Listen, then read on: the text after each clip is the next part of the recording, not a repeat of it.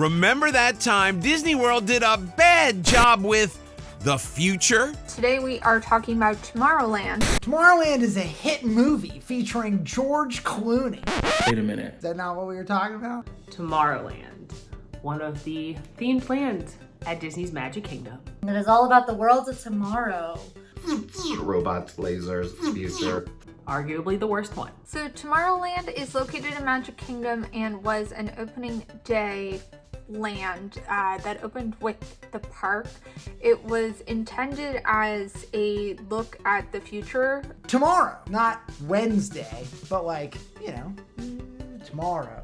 The thing about worlds of the future, lands of the future, is they go out of date because you build it and then suddenly it's the future. And it's like, oh. Literally when Tomorrowland opened in 1971, there was an attraction called Flight to the Moon.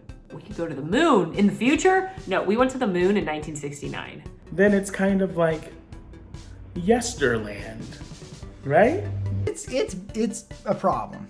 This isn't unique to Magic Kingdom, by the way. This is true of every Tomorrowland ever. Paris tried to solve this because they went the Jules Vernean steampunk fantasy tomorrow. Certain time in the 1994, they did a very extensive overhaul that was meant to bring the aesthetic of that Buck Rogers future that never was. It's supposed to be like a trading port in space, which is why it's like the Merchant of Venus and the Light and Power Company, and it's supposed to be like a community in another orbit. There is something about those trees with the coconuts. The power palms, which are the palm trees that you'll see throughout Tomorrowland. Theoretically, in the future, we're using solar power, which again is technology that does exist. But they have these special metal palms. And some of them had these metallic pumpkins on them.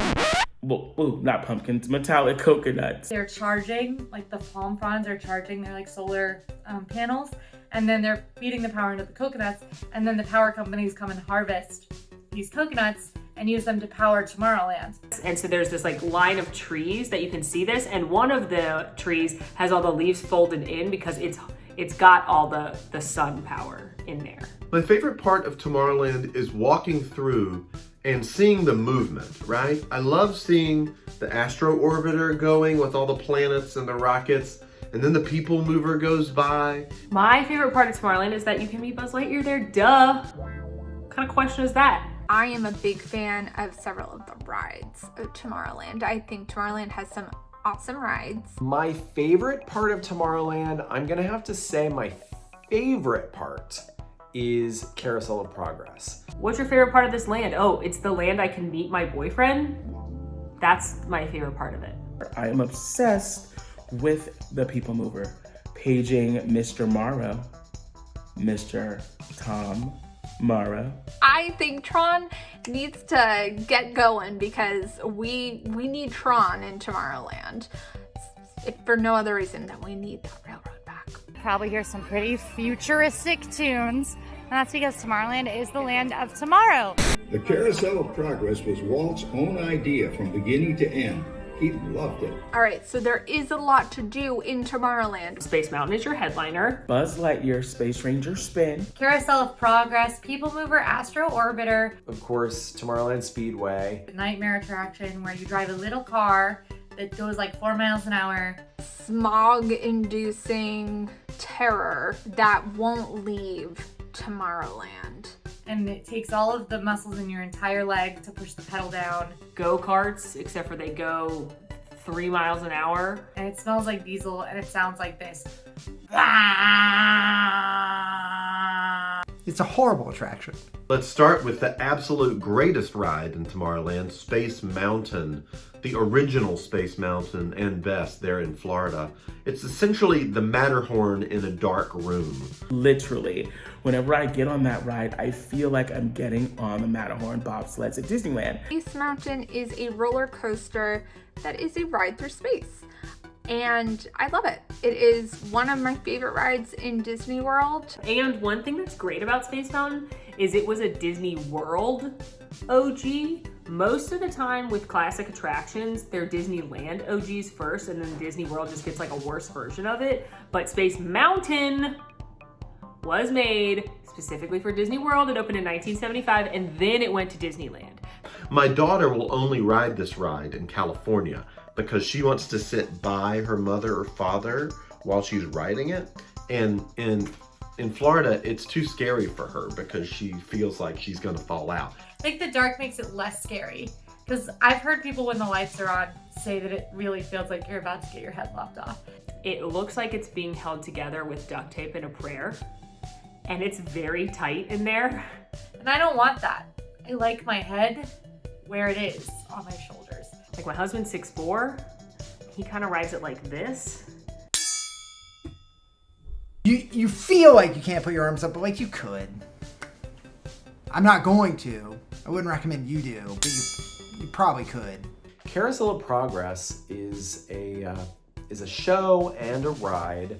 It was commissioned by General Electric as an advertisement at the 1964 World's Fair. It's a really awesome, futuristic robot musical. It's a great big Love Carousel of Progress. You go and sit in theater seating And you rotate around to be able to see 4 different stages of the same family throughout different times in history. Well, the last scene is dated, but I'll say this. I rode this yesterday, and it's in very good shape. John and Sarah and Patty and whatever the son's name, and that weird daughter that's only in the first scene. What happened to the daughter? The Tomorrowland Transit Authority people mover is that girl, okay?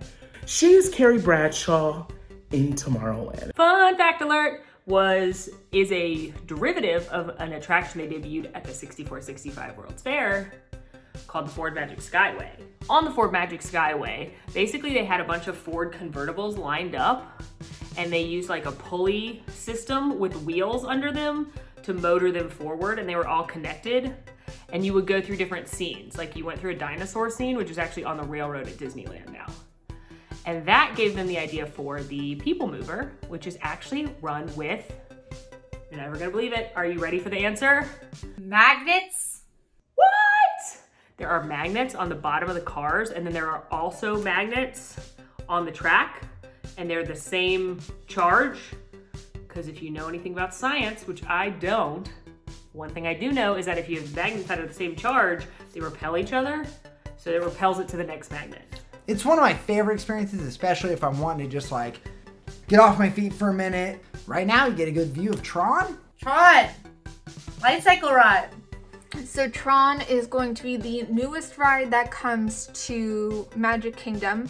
We don't totally know when. It was supposed to be last year, and they've just stayed like totally quiet about it. Tron Light Cycle Run was an opening day attraction at Shanghai Disneyland. It is going to be hands down the most thrilling attraction the Magic Kingdom has ever had, because it is going to be a full roller coaster, part indoor, part outdoor, based on the Tron movies. Let's just say the lines for the Monsters, Inc. laugh floor are going to be a lot shorter when that opens. Everybody in the park is going to be heading over there. I do think Tron will help Tomorrowland in the rides department, obviously. Tomorrowland is like a little like outdated, and people are like, oh, you know, I love People Mover, I love Space Mountain, but it's nobody's favorite land, I feel like. I don't know if I've ever met someone whose favorite land is Tomorrowland. If that's you, tell us in the comments. But I am thinking that Tron is going to save Tomorrowland completely and really up it to being a very favorite land for a lot of people. So, here's hoping.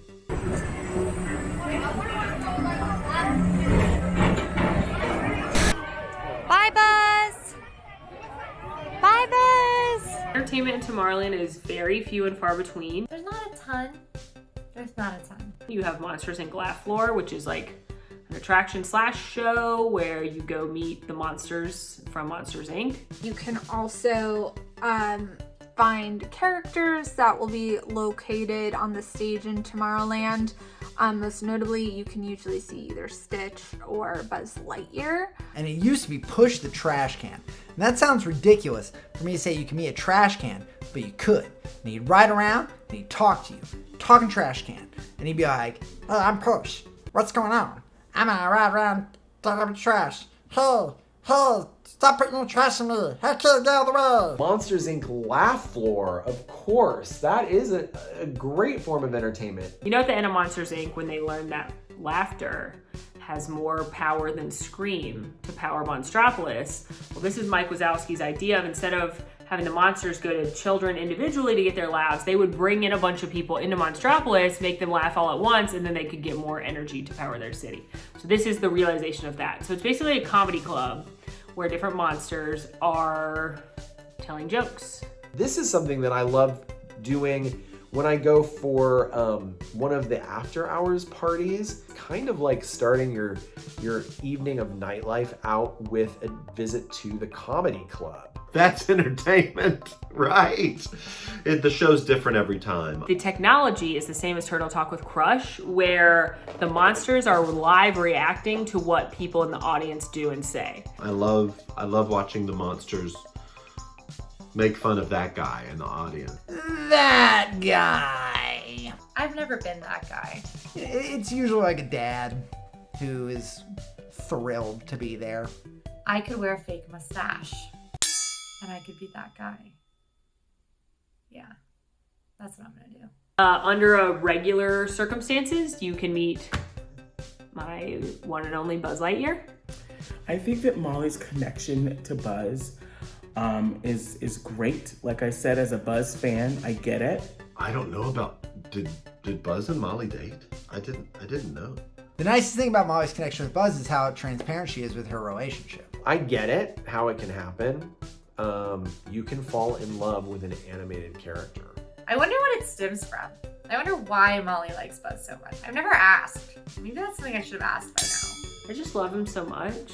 Maybe they could go to a nice Airbnb at the beach and have a nice weekend together. So actually, maybe this could work out for Molly. I support her love for Buzz, and frankly, I think she has a chance. What character would I add to Tomorrowland? This is a great question. Baymax. Why isn't Baymax there? I want the Wreck-It Ralph characters. I would add Marty McFly singing Johnny Be Good. And I accept that he's not actually futuristic, but he does have the look and feel. Disneyland just put Max out in a Powerline outfit, and I'm very here for that. I would add Wally and Eve because I love the movie Wally. Wally is such an adorable, cute little character, and I think not only could that be a great character to meet, but also I would love if they had their own ride or entertainment offering or something within Tomorrowland. I think it is sorely missed.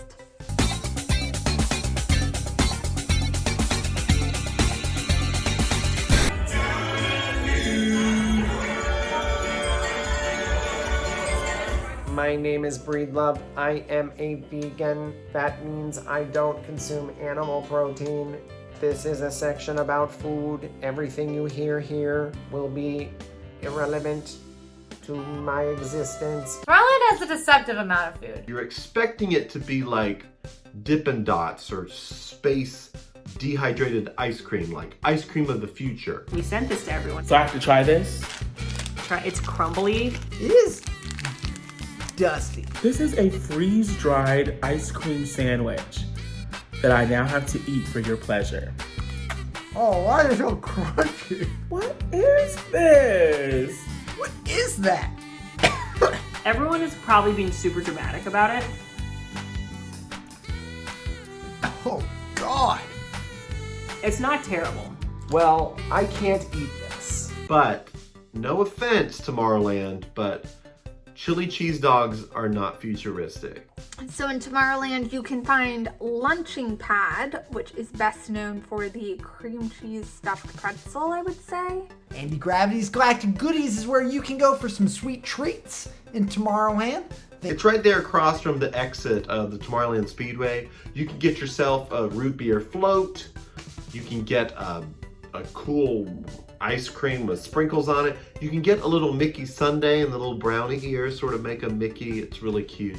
And then they usually do a good seasonal item there. So that's why I like Anti-Gravity's, is they have the seasonal soft serves will be there. So they had cookie butter over Christmas, which was really good. No, it was called Christmas cookie, I think. And it was like very good soft serve. This is where they had the pumpkin soft serve before, which I'm obviously very into. Just look at me. Cosmic Ray's Starlight Cafe is the quick service restaurant in Tomorrowland, the big quick service restaurant. It's a massive draw for quick service. At one point, I think they sold the most hamburgers of any fast food restaurant in the entire world except for like one McDonald's. Like anywhere. Like they are pushing some burgers. It used to be that there were 3 different bays, each with their own menu. There was like Chicken Bay, Burger Bay, and I don't remember what the 3rd bay was. Random, miscellaneous bay. Sunny Eclipse does perform there. He is the reason that I like Cosmic Ray Starlight Cafe, because that food's incredibly mediocre.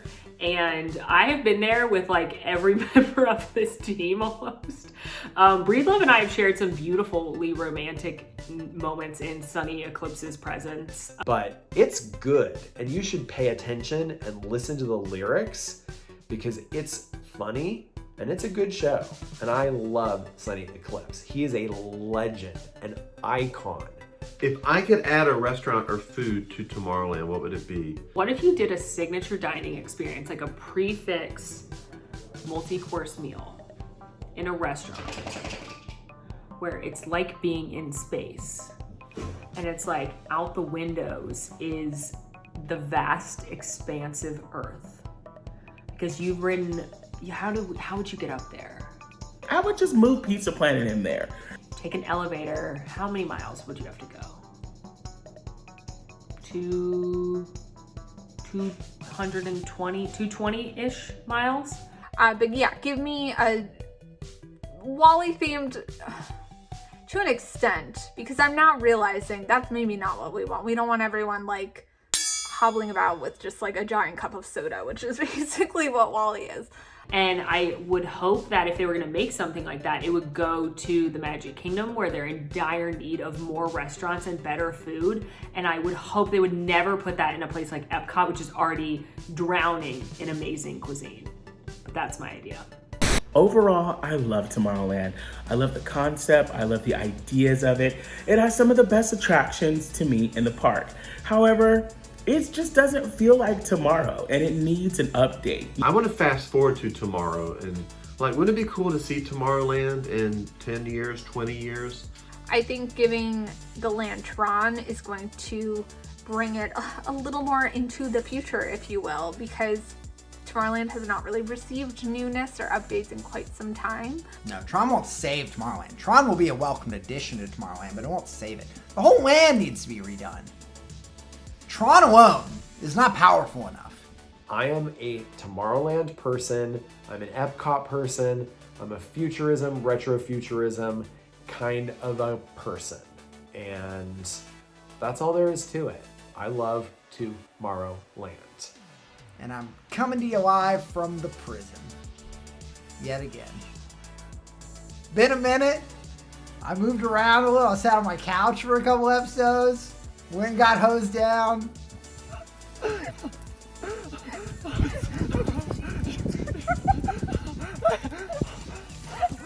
We're back in the prison. Welcome to it, everyone. It's cell block A, B, C, D, and E behind me here. Everybody always wants to know what's in the door, the other prisoners. Well, who knew there was so much to say about Tomorrowland? Now go watch our Star Wars Galaxy's Edge episode. Bye!